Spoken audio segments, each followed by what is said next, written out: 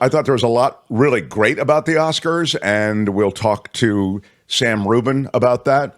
And you may say Oscars are stupid. Oscars are a bunch of rich Hollywood people getting together and, and you wouldn't be wrong about that. I've talked to you before about the fact that I think it's ridiculous that you compare art. You cannot compare art. I can't say, what did you like more, Michelangelo's David or Leonardo da Vinci's Mona Lisa?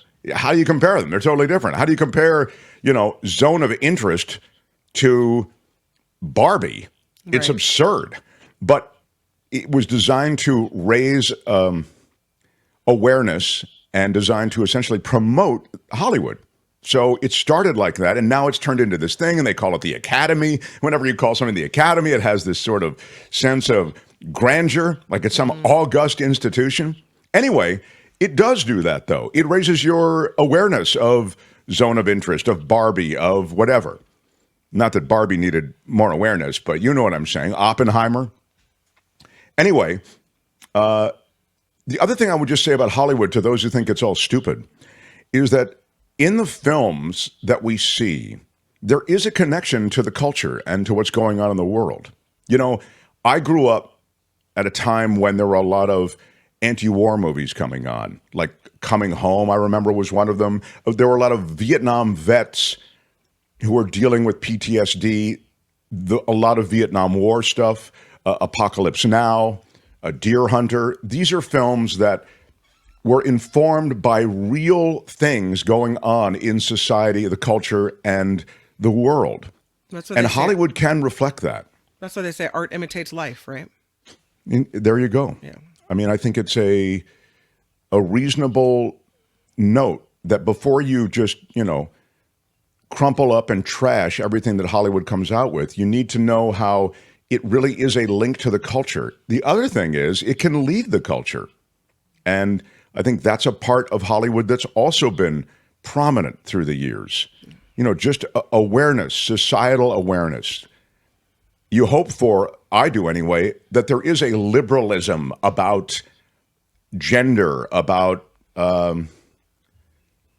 race, about ethnicity. You hope for these things. I like to see an open world reflected in, or a more open world reflected in filmmaking, because filmmaking does lead the culture. Look, the U.S. and Hollywood, and then I will move on, because Sam is going to come and we'll talk about the events last night and what happened in the show itself. But Hollywood exported American culture to the world. Why do you think everybody wanted to be in America? We weren't sending, reams of postcards out to say, hey, look at America. They were seeing Hollywood movies. They saw America represented by cinema. And so that's why Hollywood really did have an impact in exporting our culture. If you want to think of it, the best of America, you may look at it also and go the worst of America. But it was a version of America that was exported to the world.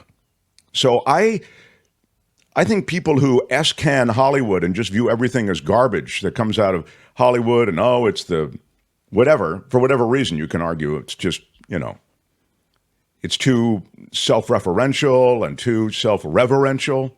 Maybe, but Hollywood is a significant institution. The world of filmmaking is an exciting world. I think it may be one of the most exciting. And now with technology, you can make a movie on your iPhone. Anybody can be a filmmaker. It's really pretty cool.